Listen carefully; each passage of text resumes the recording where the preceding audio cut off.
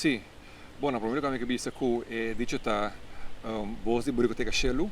essa que estava sombra meeting basta tempo acaba tá manda carta para o ministro de Desenvolvimento Econômico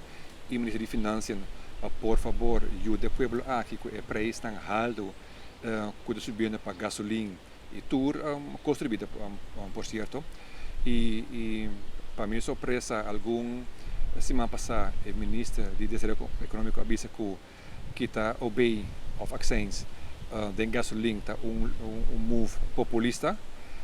pero dank Dios toch su colega ministro de Finanças Silvânia a invitar minha persona a mandar várias cartas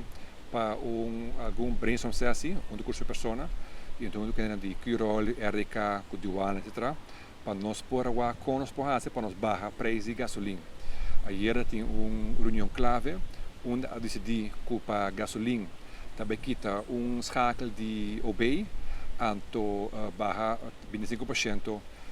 accents de gasolina. Se deve pôr também barrada de 24% de gasolina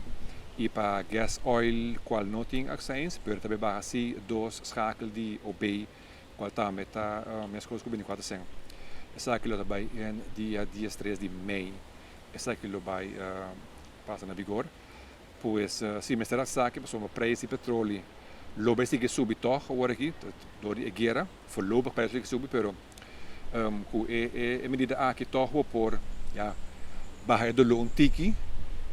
para o preço de gasolina qual está hopi caro mas